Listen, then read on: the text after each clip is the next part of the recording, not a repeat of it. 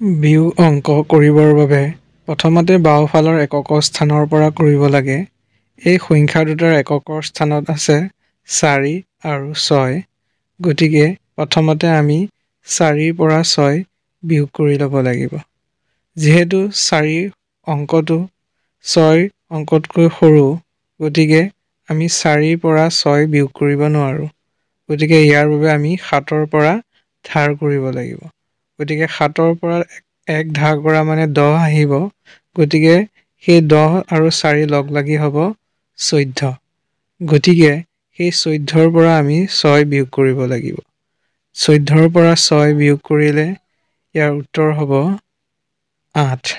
গতিকে 4 আৰু 6 তলত বহিব 8।